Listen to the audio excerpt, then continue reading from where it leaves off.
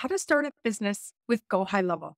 My name is Pamela Dale, a JHL gal, and a lot of people today want to start their own business and are looking at high level. And I've seen a few people and I've been watching and I've got a few tips for you. Stay with me.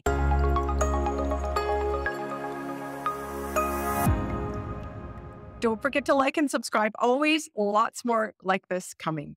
So you're here because you'd love to start a business. And I'm telling you, go high level, no matter what you've heard out there. It's not a magic bullet. It's not your 8-year-old cousin can build a website.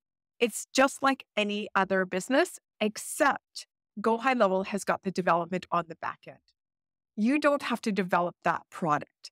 That's an additional product that you can add on to your current services, or you can run a go high level white labeled SaaS business and you don't need to create it. So it's already a really great idea if it's a good fit for you. So first of all, you're going to need the software to run your own business. And of course, Go High Level is the leader of the pack. When it comes to software, the one piece of software versus multiple is going to give you that cutting edge of really being lean when you're starting. So you also need to have everything in one place to start rather than getting your quote unquote starter home. I wouldn't recommend that for software. I would get yourself on the software, understand how to use it, and then start selling it as software as a service.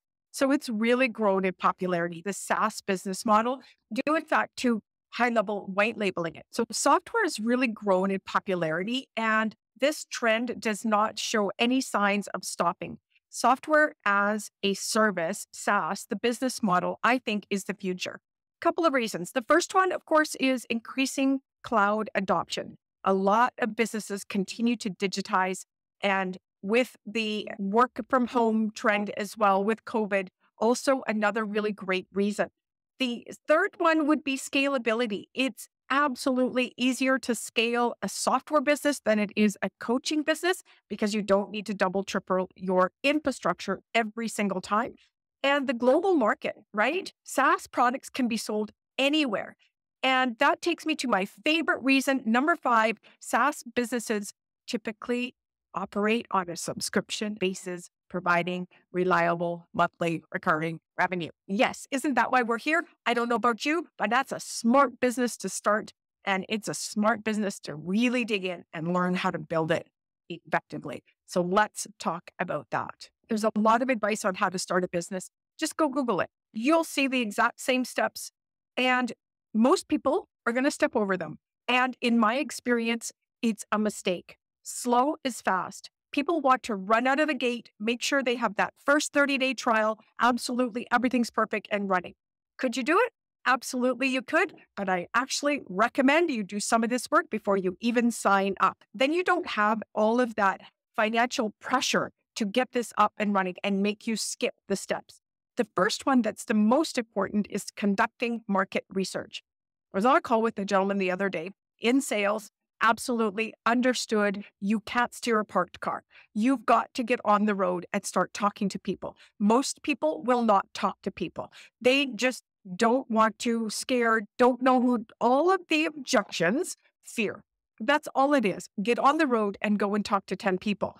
Who are you going to talk to? Talk to your neighbor, talk to your dad, talk to your friend, go down to a chamber of commerce, start talking to business owners and find out what they're struggling with.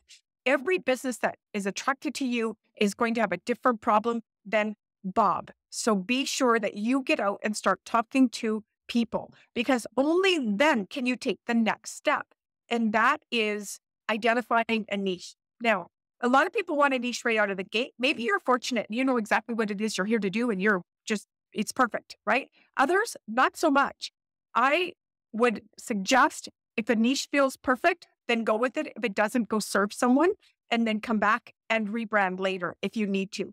Sometimes the information that you seek, you cannot find it until you're out on the road. It will not appear. Some people, more blessed. If you're one that needs to get out and start working with people and maybe change a little bit later, one thing I want you to understand is that every single business has pivoted. You are not going to look like a failure. It's going to be normal. It's absolutely perfect. But get out on the road, do your market research, start directionally getting in the right, pointed towards the right niche, and you'll find your way. Niching is the future of scale. There's no doubt about that. Today, you're going to be niched down. And I would highly recommend, once you do niche, that you niche tight, that you love quilters in rural farming communities, etc. Right? And they live by a river. Like, I'm being facetious, right? But really go as deep as you can into that niche, because you'll have spoken to them. So you'll understand their problems. Then you won't have the objections come up because you'll know their problems already. You'll already have all of the language that they're using to describe themselves and their business. That's going to help you sell, because you're next going to need to pull it all together into an offer. And every single time I talk with business owners, this is the line. I say, you need help pulling it all together in an offer, don't you? And if they've not done the research and they've not got a niche and they haven't spoken to anyone in that niche, they're not going to have a clue what to put together for an offer.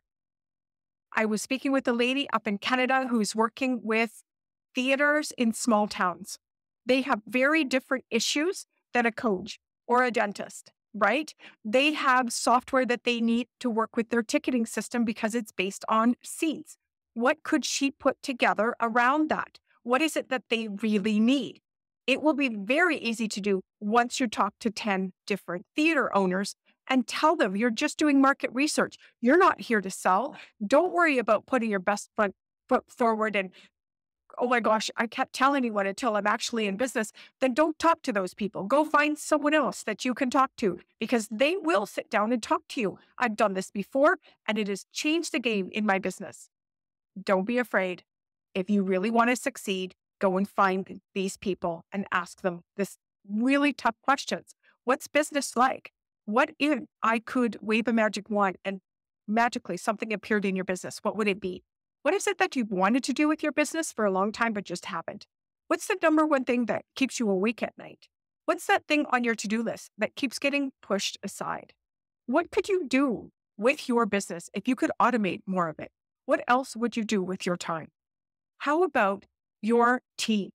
How is your team? How is everybody doing? Are they frustrated in any capacity? Are you seeing anywhere where things are falling through the cracks? When's the last time you looked at any of the financial data for your business with regards to leads? Do you know where they're all coming from? Do you know where they're dropping off? Do you know your number one source?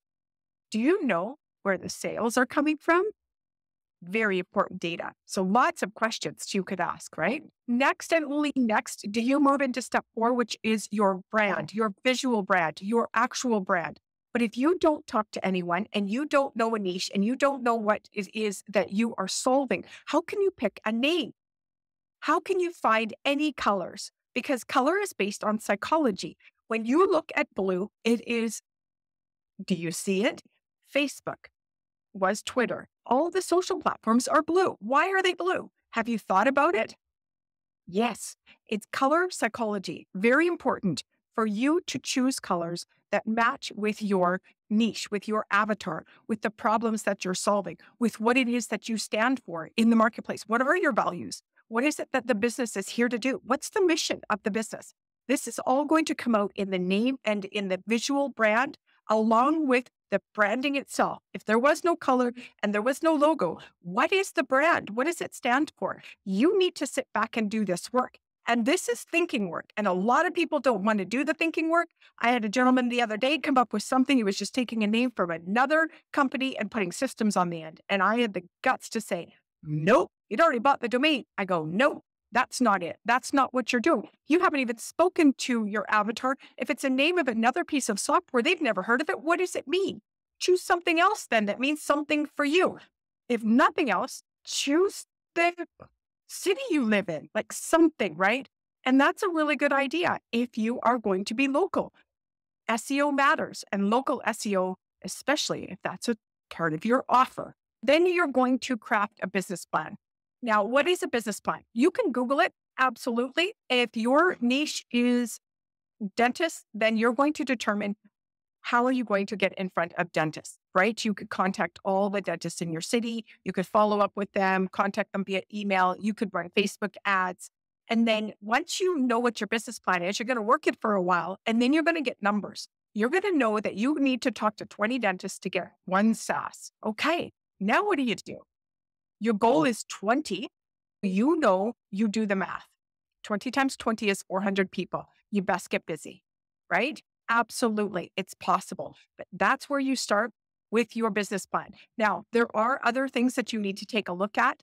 The business plan is easy once you know the niche and you know what it is that you want to do. Do you have the budget for Facebook ads? Are you local? Can you walk down the street? Are you going to give presentations? Are you going to do workshops? Are you going to go into the Chamber of Commerce? Are you going to cold call? Are you going to cold email? Are you going to work with dentist organizations? Are you going to go to dentist events? How are you going to market your business? Everything is perfect. What is it that you want to do? That's the question. And then you need to decide on some of the legal stuff and some of the banking stuff, right? LLC, absolutely. Why not? Let's get it registered properly.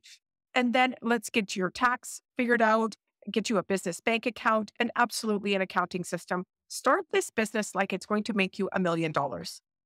I think that's the biggest message I could give you when it comes to going into the marketplace and talking to people and then finding the niche and then working with a brand, etc. Those things, if you do them slow enough out front, it will give you the foundation and the trajectory that you're looking for in this business. And remember, this entrepreneurial journey that you have started is not a straight line and definitely not a straight upward line.